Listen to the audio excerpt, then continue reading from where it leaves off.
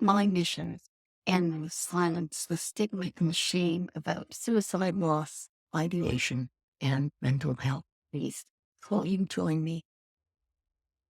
Welcome to Suicide Zen Forgiveness, podcast that shares powerful stories of suicide loss, ideation, and mental health in order to break the silence, stigma, and shame. Our mission is to encourage empathy for those experiencing these challenges. Every narrative serves as a beacon of hope, want to touch lives and inspire resilience. Won't you join me in this journey as we share stories to help others to find hope? Please note, this podcast is for educational purposes and may contain triggering content. If you're grieving or experiencing mental health issues, please reach out to your local suicide hotline or mental health office for immediate help. And now, let's start the show. Hello there. I'm glad to be back. And here we are in 2025. Can you believe that?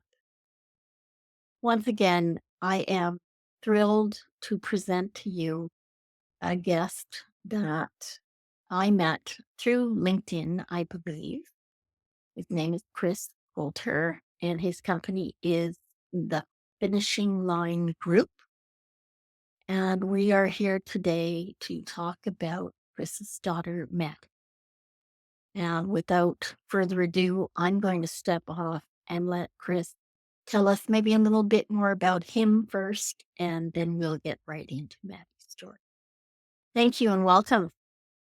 Thanks, Elaine. It's nice to be here. Good to have you. My name is Chris Coulter, and I guess I lost my daughter, Maddie, to suicide it'll be 10 years this coming April. It's a lot of whole host of emotions that I've gone through since then through the first probably 5 years. I was really unable to do much other than help to manage my own grief and deal and process with the pain that I was experiencing, and plus my two boys. Maddie was my eldest. She was 14 when she died by suicide. And it was a fairly quick onset. I think there were a number of things that contributed to it, including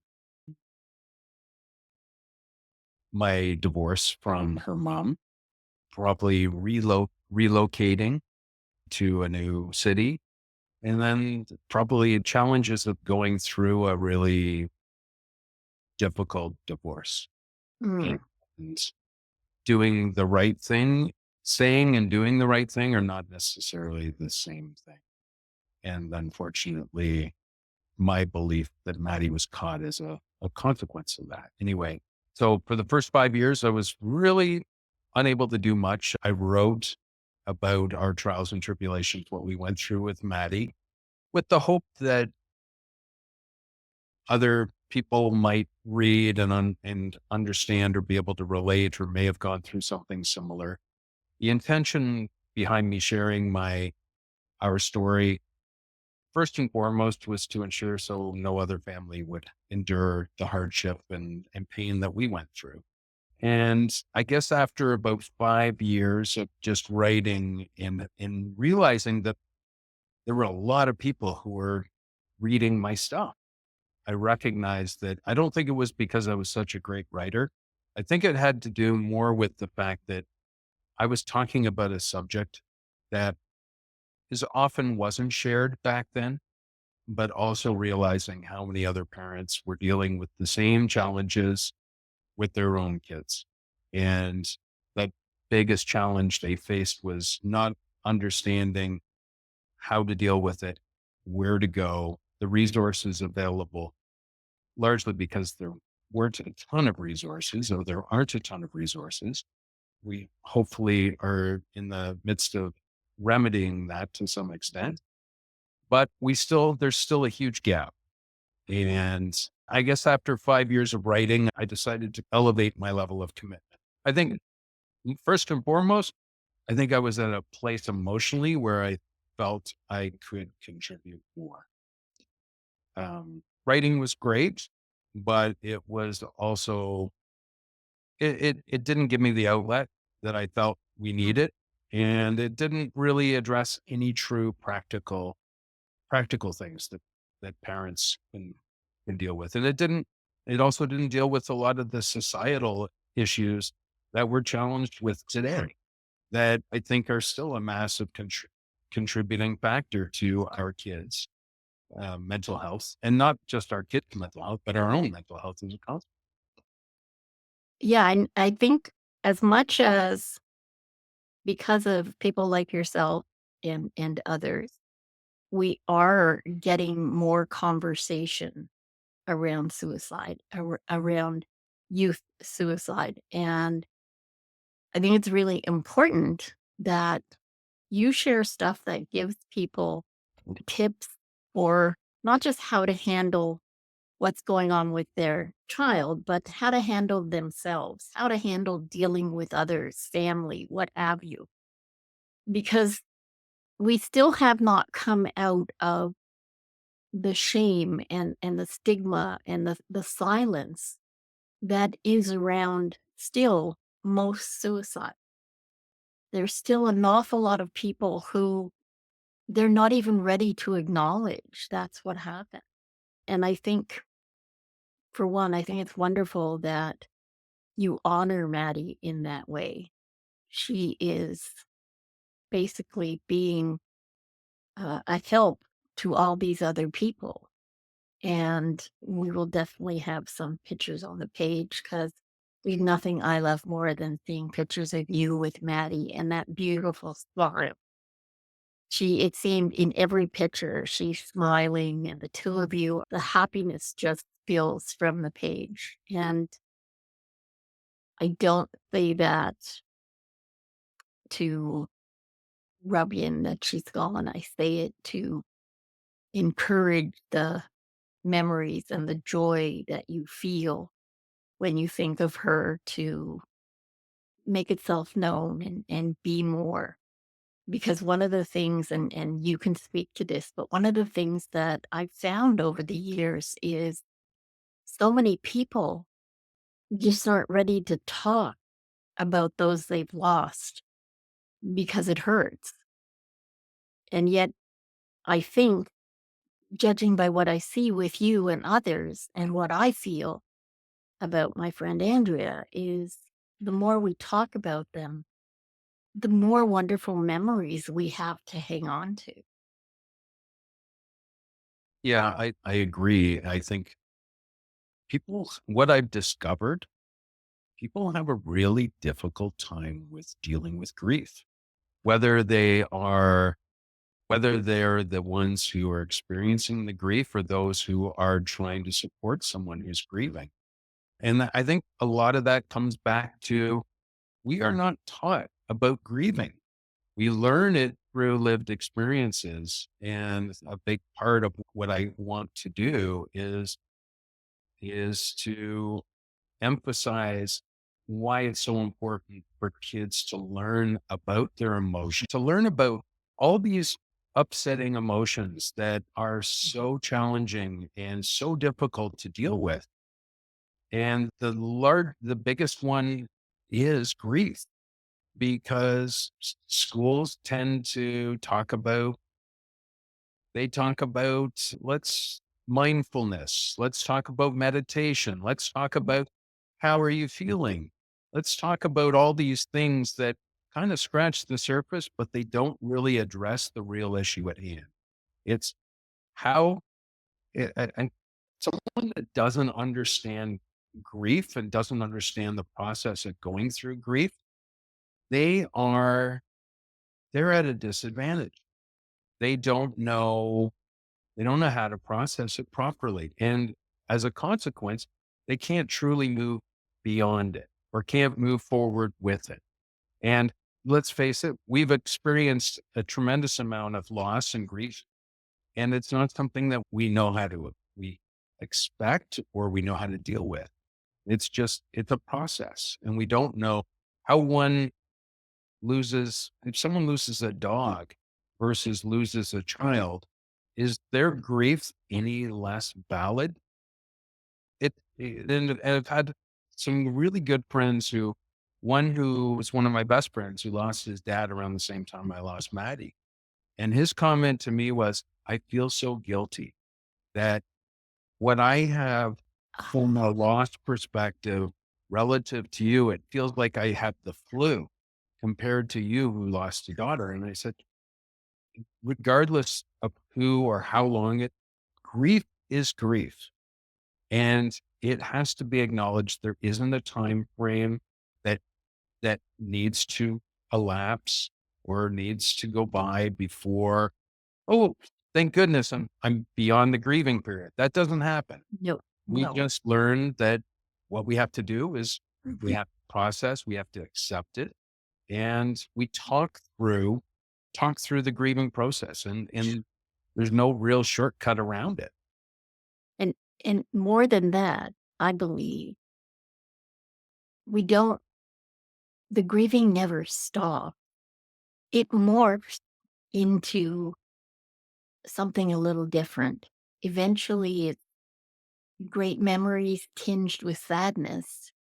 But I think for as long as we live, we carry our grief with us, and it informs everything we are, everything we do. And for me, you hit the nail on the head. It's not just grief. We are not taught how to deal with emotions, period. We just aren't. You, you don't teach children in school how to deal with anger or how to deal with joy because they're very powerful emotions. Mhm. And if you don't know what to do with them, there are children who get so excited and can be so filled with joy, they will actually hit another child. It's not in anger, it's not a meanness. They don't know what to do with all those feelings. They're so Mm. big. And it's I've likened it over time to that old aunt who comes up and wants to grab your cheek and squeeze the life out of your cheek. She's not trying to hurt you, but no one's ever been told these are big emotions. They feel very big, and you have to manage them somewhat. Mm. Oh, It absolutely. And I think it's appropriate I talk about this SEL program that I ran for a number of years, and we had about 500 kids went through it. And it was an SEL program called How Are You Feeling? And it it basically it was a fun and interactive way kids learned about emotion, 33 evidence-based emotions. But it was done in a fun and interactive way, utilizing clips and captions from movies and television. And so what it did, it took this pop culture of approach to contextualizing what grief or what other yeah. serious emotion is out there so kids can understand it without necessarily feeling vulnerable or feeling at risk. And so we had kids that went through this SEL program, and it was a big commitment. It was 12 hours Oh, that we did over probably about 6 weeks. And the kids came out of the program and they said, this program has changed our life. And when you have teenagers who say something impacted them in such a way that you don't take those comments lightly. no. And they said, what can we do to help? And so I said to them, I said, listen, if you can go talk to your school administrators, go Yeah. tell parents what the program has done. And so they did. They went and they talked to the school administration, they talked to the wellness department, only to be told, we already have a program. We already have our programs in place. But this is the kicker, Elaine. Of those kids that went through our program, 95% of those kids said what they were learning in school with regards to emotional and mental health was completely inadequate and completely inappropriate. And and yet they are discounting in one particular group, there were eight like 14 to 16-year-old teenage girls who said literally the program changed their life. And yet they said, you know what? Sorry, we'll test our own. We like our own products here. My God. And this, unfortunately, is a very common occurrence. And they want to dip a toe. They don't want to dip the foot or plunge the entire body. And That is cool. so it's either commit to doing it or get out of the way. And that's the problem. Schools have, they're scratching the surface without making an impact. And our kids are in this epidemic Yeah. that they don't know how to feel good about themselves and they're not learning how to do it. So it, it that's my frustration with the schools. I think schools, if they embraced it and they brought experts in, it doesn't have to be a teacher who does this. No. These programs are very they're, they're self-directed. And with a moderator, it can be so much more impactful and powerful. And yet schools don't see it or they elect not to. And I Yeah. think I agree on that. I think I think the, there's a litigious potential from, I think people at schools are afraid that they're going to get sued. We don't want to trigger anyone in case something happens. Guess what? They're playing it safe and people are still dying. So what's the lesser of two evils here? And by talking about suicide, all studies have shown that guess what? Talking about it actually prevents it. Their stats and their argument behind not supporting SEL programs in school is unfounded. And quite frankly, the school and the administration, and now that so many of the school boards are now suing the social media companies Yeah. because hey, they're looking for a scapegoat. Yep. Yep. So is it right? Is it wrong? I don't know. I'm not. I don't have the educational uh, element to refute one way or the other, but I do have a lot of people who have that education and they go, this isn't the way it's supposed to work. Okay, let's just unpack that a little. SEL stands for, Social emotional learning. you want to be sure that everybody understands that. Schools, because people have become so litigious, even in Canada, we were always the people who stood by the side and just said, oh, sorry for whatever happened. We don't do that anymore. And it's unfortunate, but the other thing is this, I believe that we are, for the most part, humans are motivated and enshrined in fear most of the time. And taking yourself out of that comfort zone, and this would do that for the teachers, the principals, the school board. It basically, in a way, you're insulting what they have by showing them something that actually works. And traditionally, institutions are usually the last to get on board. There has to be another approach that can get this to the schools and to the kids, because not only do we not deal with emotions or feelings, children aren't taught that, or children aren't even taught that all the thoughts that run through your head, they're not necessarily real, they're not necessarily true, and you don't have to act on it just because it's in your head.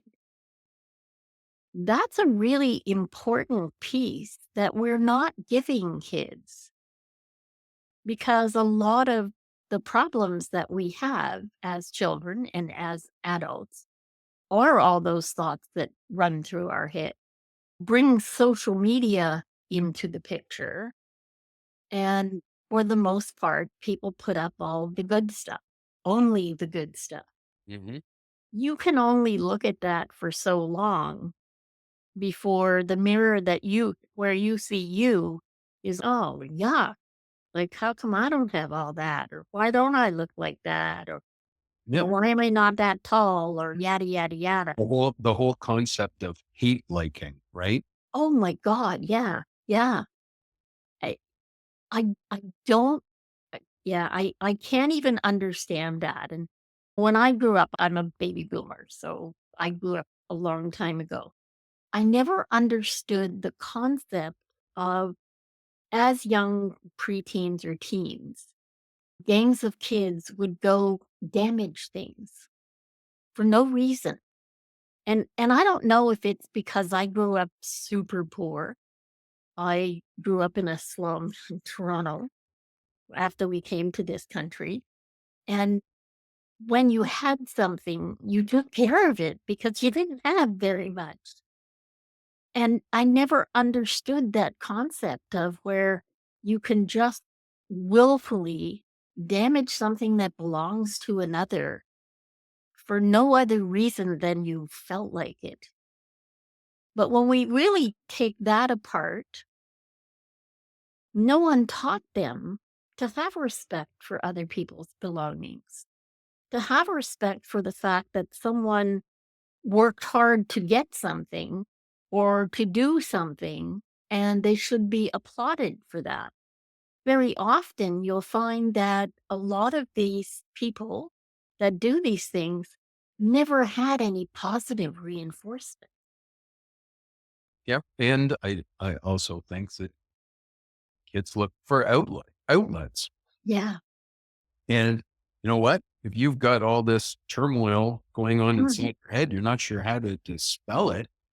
Maybe just going and trashing someone's house is a good way to blow off steam. Yeah. As asinine and uh, as, as backwards as that might be. Yeah. Yeah, no, I agree with you. Yeah. It makes, don't want to sound trite. Maya Angelou said, when we know better, we do better. Why not let them know better when they're little, and then they'll do better from the get go? And more than that, if you let kids know that sharing your thoughts and finding out which thoughts, which feelings are good or appropriate in a given situation, or which thoughts you're struggling with, or which feelings are overwhelming you.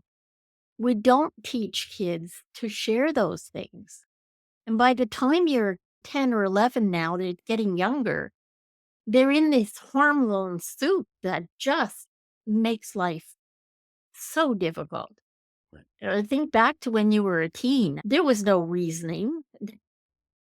There was Friday night, I would dash home from school, do my chores as fast as humanly possible so that I can get out of the house because God forbid I didn't spend time with my friend. Mm. And all those years later, my daughter is 14 and she's rushing through her chores so she can get out. And I realize all of a sudden, oh my God, I've become my mother.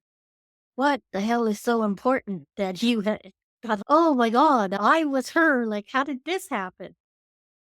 Until we are confronted with these things, we don't really think about what's going on in their heads or the why behind it.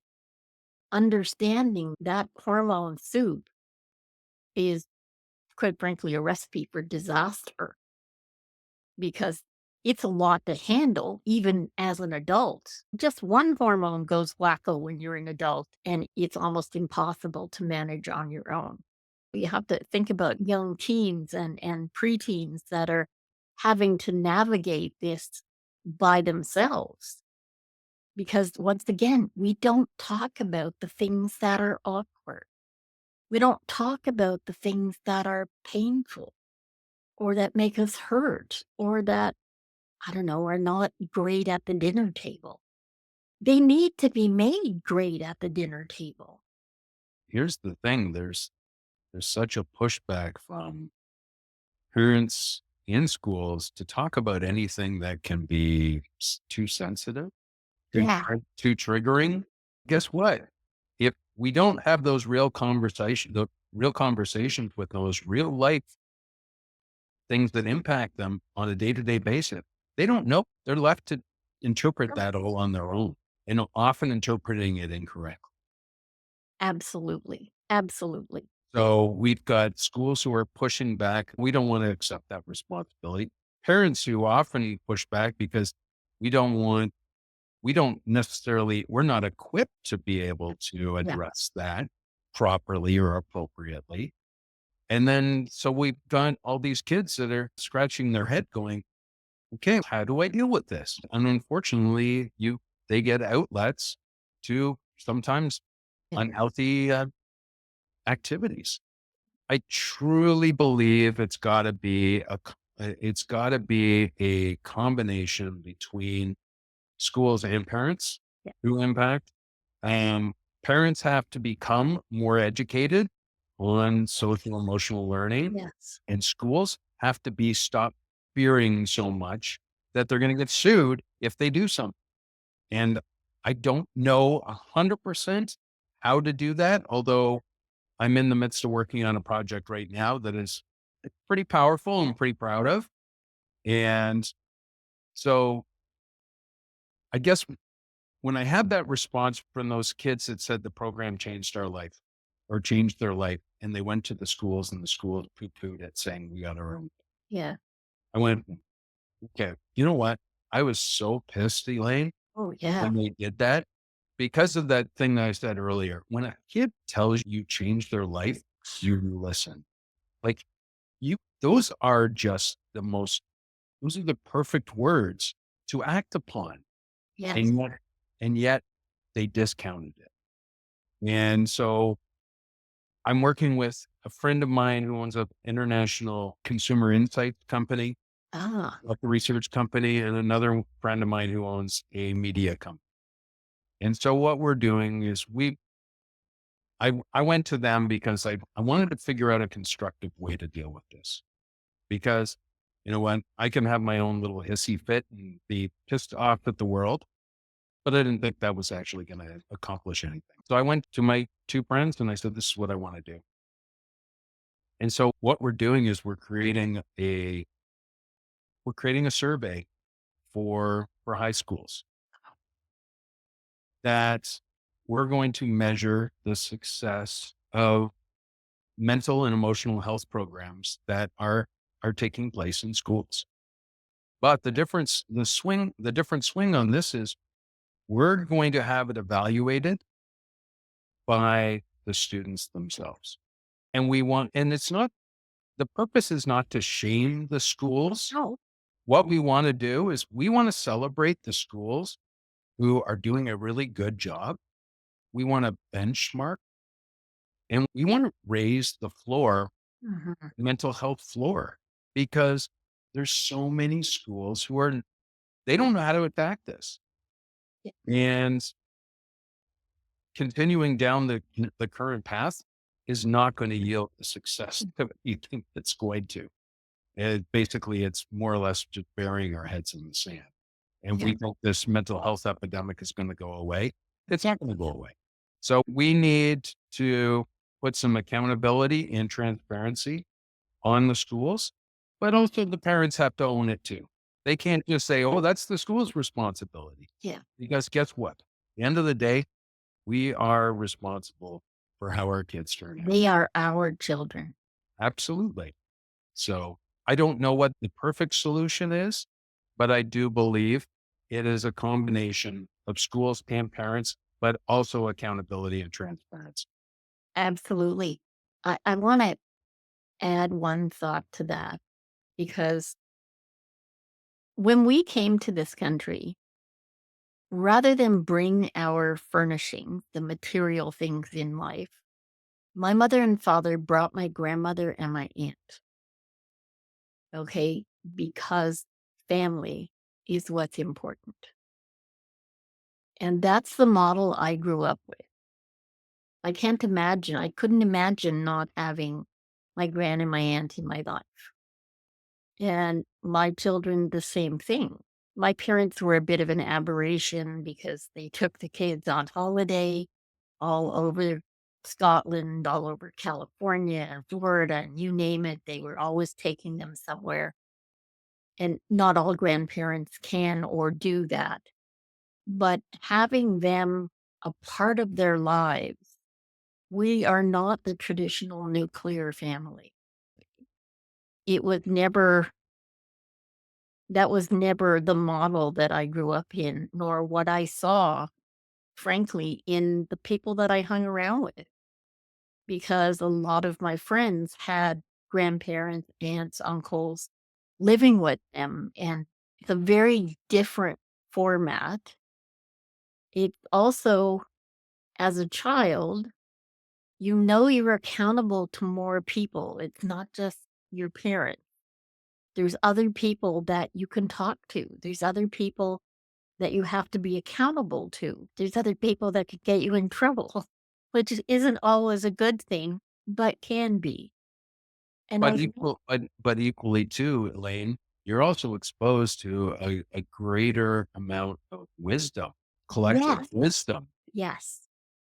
And I'm seeing this with our immigrants because there are other parts of their families coming with them. And it does allow for more wisdom, more knowledge being passed down, more culture. All of those things I think are critically important for our well-being. And when you involve more of the family members in making sure that the children are well-rounded and mentally cared for as well as emotionally cared for, I think that's part of what's missing in these past couple of generations, because that larger family is not the norm, certainly not in the North American setup, America or Canada. What's interesting, and I mentioned my friend who owns the market research company. Yeah. He had some really fascinating statistics about immigrants who have emigrated to Canada. Their mental health levels or their mental health issues are half Yeah. that of what Canadians or North Americans are. So it's, I saw that stat and I went, come on, Yeah. how Yeah. is that true? And you know what? I hadn't heard the nuclear family Yeah. aspect of thing because Europeans, and of course I'm generalizing, but I'm Yeah. speaking from my perspective as well, having been born and bred in Canada. I have a very small family. I've got, yeah, my brothers and my parents, but divorce impacts your family. It's, I don't have a relationship with my cousins or my aunts or uncles because of death or because we just proximity. And I think that's something that's different from other cultures, Mm. European, Asian, they British. Yeah. British, a lot of South Yeah. Americans. Oh, yeah. Yeah. You see this collection of families. There's such a, like where people know not just first generation cousins, but second and third generation of cousins. And I guess a part of me feels a little envious because I never really had that. But I also could see how so how impactful it can be to have access to all Oh, those yeah. with extended family. And it's interesting. And another stat that came out from my friend's company, it said that 30%, 30 plus percent of kids today between the ages of 12 and 24 say they have no friend. They have no friends or no close family members that they can talk to. Yeah, that's And that tells you something about that's very wrong with our society. And that is a North American phenomena. I'm not yeah, sure what the European ones, but I'd hazard to guess that it doesn't follow suit. It's certainly not as high in Europe as it would be in North America. But 30, think about that. yeah, 30 of people say they have yeah, no one, not even a family member that they can actually, they feel close enough to approach. That is sad. That it is a really sad, is. sad state of our affairs. Right? You are so right, and to speak to you said you don't have a lot of family or connections with your cousins or we're a tiny family. My parents had 2 kids, and each of us have my sister had 1 and I had 2. So, we're a very small family. But and this is going behind the curtain, but as you well know, I am connected to my family because Scotland just called before we started this show, Yep. and it's nothing it's not unusual for my cousins and our generation and younger. We're on Facebook and LinkedIn and what have you, and I connect with my cousins all the time. Again, we're not a huge family, but the connection is there and has been at least 3 generations deep forever, in some cases more. My father is still with us, and he is great-grandfather to 7 in total. So that's a great connection. And when my kids were little, they were connected to my grandmother as well because she came to Canada with us. Right. So there was that direct connection. But even at times, my parents took the kids home to Scotland and we went home to stay connected to our extended family. And the rest of the family won up. They had 10, 8 to 10, 12 kids, all of them. So there were a lot of them. And the aunt and uncle that we came to when we first came to Canada, they had 7 kids. So there was always someone that we knew, but not huge. But it's a different mindset when you know that you can reach out as much as it's across an ocean. Yeah. I do have the to me, luxury of calling my cousin if there's an issue. Or if I just want to vent, I will call my cousin who's just a couple of years older than me and we'll yak away and whatever. And it's different from best friends. It's different from the friends that you have that are very close. I'm sure your media friend and your friend who does the sorry, I The thought the other market one research. market research. Those are friends, but you wouldn't necessarily talk to them about an issue that you and a significant other were having, or an issue that, say, you and your mom or dad were not seeing eye to eye on something. That's not really the thing you talk about with friends per se, but family members, absolutely, you can do that. So it is a very different. And I think depending upon the nature of your friendship, Yeah, it can actually, it can be as it can cover a variety of different subjects, including parents, including because relatability is so important as well, right? absolutely. And And it, you're right. There are those friends who do become family. And yeah, those you can talk with about absolutely anything. but I think there's still a level of discomfort in talking about Yeah. that, right? It's something like, you know what, I don't want to burden you with this. Yeah. So I'm going to suck it up and just deal with it on my own. Yeah. Is that the right way to do it? Was probably my usual way of dealing with it in the past until I recognized I better start practicing what I preach and Mhm. and actually doing the things I write about and suggest to others. Because otherwise people are just gonna call me a total hypocrite. But that is and it is uncomfortable, especially these are skills that, you know what, they we're not born with, and they're uncomfortable, and they make us feel very self-conscious and very vulnerable. And I think by being able to talk about this stuff, it hopefully will open up the conversation for other people, Yes. be able to have these difficult conversations, because there's clearly not enough difficult conversations No. we're having. It took me such a long time to understand that. I have always been a very good listener because I'm curious and I wanna know everything. I wanna hear what people have to say, and that's great. But when you lock everything away inside and think that it's you against the whole wide world, and not in a combative way, but I think I really thought I was protecting my family from me because 'cause I'm such a big whatever. It's such a silly thing, but even as a child at school, I was just the kind of kid who my parents had enough to deal with, and my aunt was very sick, and my sister had a rough time as a baby, so I would handle things on my own because I didn't wanna put it off on them. Right. My aunt, funny enough, she was always my sounding board. We talked about everything.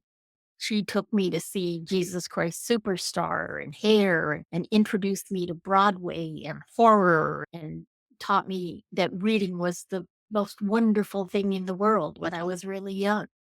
And having those kind of relationships, even that didn't stop me from insulating and isolating myself because of the thoughts in my head. Had I actually shared any of that, then my aunt, my mom, my grand someone could have told me that that's not necessarily true. That isn't you don't have to do that, and things may have been different. And I think also generationally, there is, I think, older school individuals have, hey, we don't air our dirty laundry here. Sure. When do we air it? Yeah. Yeah, Right? it's so true. I was 12 when I started volunteering at a very huge facility in Smith Falls at what they called an asylum. It was an eighth of a mile long, the main building, and had housed thousands and thousands of people. And working there, I volunteered until I was 15, and then I was hired for summer for the next couple of summers. Or it gives you a very different perspective back then because, yeah, you don't air your dirty laundry. You don't tell people about weird things going on in your head. And back then, I don't know if it was 68 or 69, there was even a song called "They're Coming to Take Me Away, Ha He Ho, to the Funny Farm, where life is beautiful all the time." And I worked there. I knew it wasn't. But that was why many of us said nothing. Because when you saw within your own family or you knew someone who had a problem within their family, with all your thoughts going through your head, and as a teenager, some of those thoughts were so bizarre, it became a sort of protection, if you will, self protection. So you thought. We have to get past that now with children so that we can let them know that we adults, we are a safe space where we can help you navigate that hormone soup. We can help you navigate the thoughts in your head and handle the feelings that you have in a more productive way. Well, I think when those thoughts that go in our head, especially as we're young and unsure and lack confidence, we don't know if do other people have these thoughts, Yeah. or if they don't, why am I having them? And Yeah. maybe I should just shut up and keep my thoughts to Mhm. myself. And therefore they never get processed and therefore never get dealt with.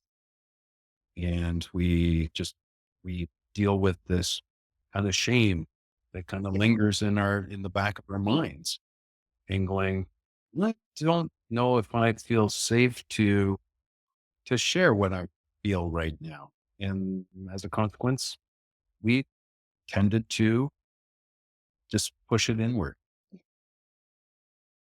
So Yeah. That's all true. And when I started this podcast, my mission is to end the silence, the stigma, and the shame. Because if we deal with those things and get them out of the way and normalize conversations, then we're halfway there. right. Yep. No, I totally agree. I totally agree. It it's wonderful to talk to you. I thank you so much for coming on the show and discussing difficult topics with me.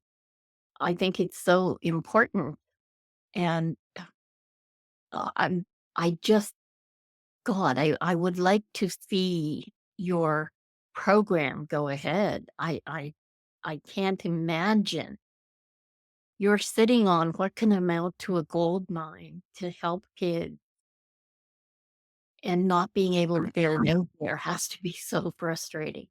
And I think that's the problem, right? We get frustrated. We go down a path. Take the path that I was on with the How Are You Feeling program. Yeah. I could have been really frustrated, stomped my feet and said, "Brr, this is so aggravating," and just stopped. But I think probably because of what we went through with Maddie and because it's so personal and because I've had my own bouts with depression and suicidal ideation. And I recognize that we can take a pass or we can start having the tough conversations. And I think so many of these grassroots charities that are trying to do all these things and they've got great mission and vision statements. The problem I find with a lot of these agencies is they work in silos. And I think what we need to do as a society is to encourage collaboration and stop looking at all these other people who are trying to do what we're trying to do as competition and look at it as I never want to be, if I'm the smartest guy in the room, then this world is in trouble. So that's all I can say. So I always want to surround myself with just deep thinkers, people who are actionable, but also passionate and want to change.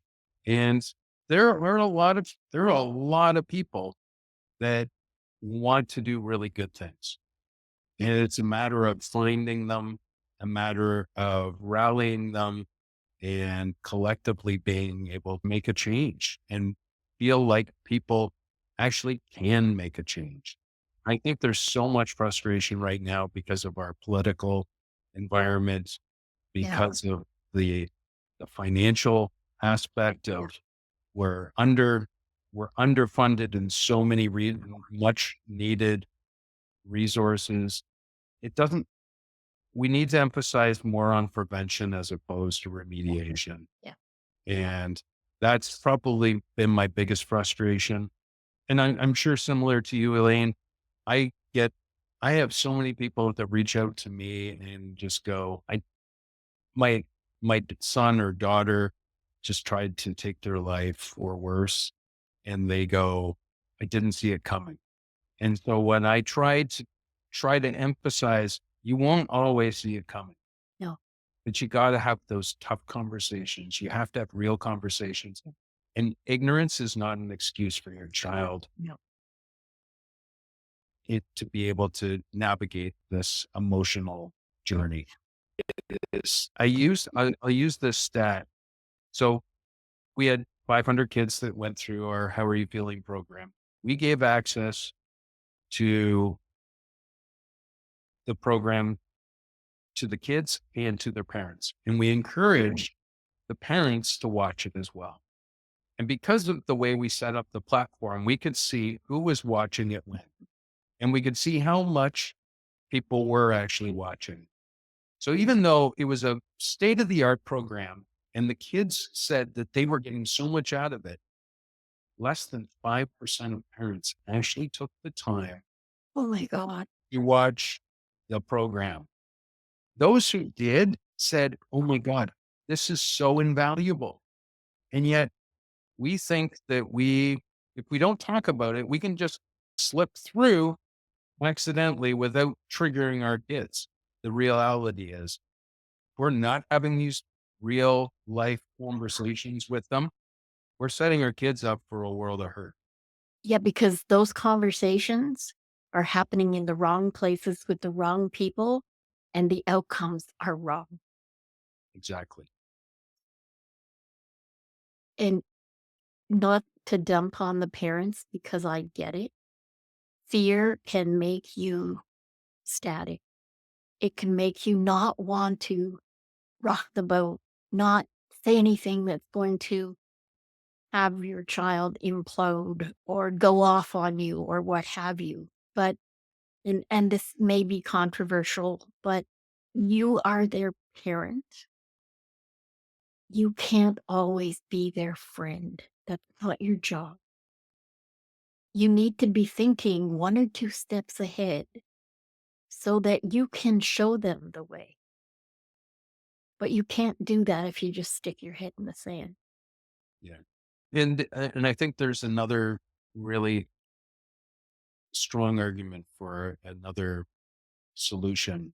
There's a lot of kids who have this phobia of therapists. They don't want to go see a therapist, whatever the stigma associated with it. And parents don't have all the answers. They don't know how to have No. those conversations. And quite frankly, it's difficult to be an objective third party to your own child. Oh my God, yeah. So there's a very interesting business model for a type of mentoring relationship that exists between kids who, and they may not, and I'm not pretending to say those who have mental health challenges shouldn't have therapists or treatment. Yeah. It's those who, like many kids, are lacking confidence or lacking direction, or they just they don't know how to have those Mhm. conversations. They want to they don't necessarily have the dynamic of the relationship with their parents that they can have those Right. conversations, not in an objective way. And that's why I think, and I mentor a few kids, and it is amazing how much I just see these kids elevate in their spirits. And it's got to be the right mentor. It's got to be someone who is emotionally intelligent, who can actually be kind and compassionate and supportive and empathetic. Because I think there's a big opportunity there. And if parents aren't willing to have the conversations and kids aren't necessarily willing to see a therapist, perhaps there is a third party or middle ground Yeah. that might be a really good solution for those who Yeah. don't know where to go. Yeah. Yeah. They're a stepping stone to where they need to go Yeah. because a mentor could even help to bridge the divide between the parent and the child. Oh, I've had a couple like that. But even think about it this way. Think about someone who is challenged with their sexual orientation Yeah. or they're having these confusing thoughts. Imagine having a conversation with a mentor who's someone who's part of the LGBTQ Yeah. community who can share their experiences when they came out or what were the challenges that they faced. Or it could be a sports leader someone who decided they wanted to pursue athletics at university, but they didn't know the pros and the cons, and they Yeah. just wanted to ask someone about it, how to navigate that journey. So there's lots of applications in a safe way. And Yeah. if you have the right leadership and the right mentorship, these kids can actually be groomed and walked down this pathway to of understanding their emotions and understanding and prepare themselves for life and life's challenges. Yeah. Because they say no man or woman is an island. Yep. We need others in our life to teach us, to show us, to laugh with us, to cry with us. We need others to be a safe space because sometimes that's all we need to be able to step up for ourselves is have that safe space. Absolutely. Wow. You've left me an awful lot to think about. I'm sure the audience as well. We will have more information on your program and on what Chris is doing and how to get a hold of him down below on the page where you will find all of Chris's information. I cannot thank you enough for spending time with me today, Chris. It's so appreciated. And thank you also to Maddie. It's difficult for you to go through, but what a wonderful father she had who stepped up and is now trying to help others. I think that's incredible. Thank you for having me on your show and allowing me to share my story. And I appreciate it. And thank you for creating a forum for others to do the same. Thank you. It's so important. And to our audience, I say thank you for listening. We appreciate you joining us.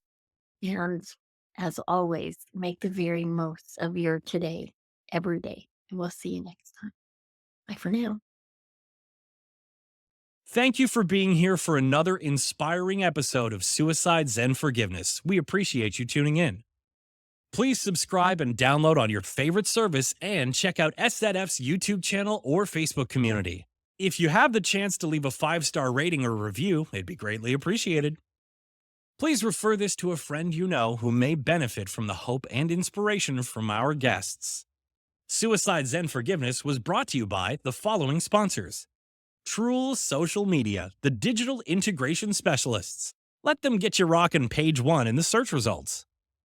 Canada's keynote humorist Judy Croon, motivational speaker, comedian, author, and stand-up coach at Second City, Judy has been involved for over a decade in the City Street Outreach Program in Toronto. The ultimate podcasting hack. This is great for you if you're just starting your podcast or if you've been running it for a while. It's filled with tools, templates, and trainings for starting, growing, and monetizing your podcast. Get access to time-saving system strategies for accelerating your process at each step. Find new connections and collaborations in the uplifting podcasting community. I look forward to seeing you there. Do you have a story to share? Do you know someone you think would be a great guest? Please go to szf42.com. And for our American listeners, that's szf42.com. Thank you for listening, and we hope to see you again.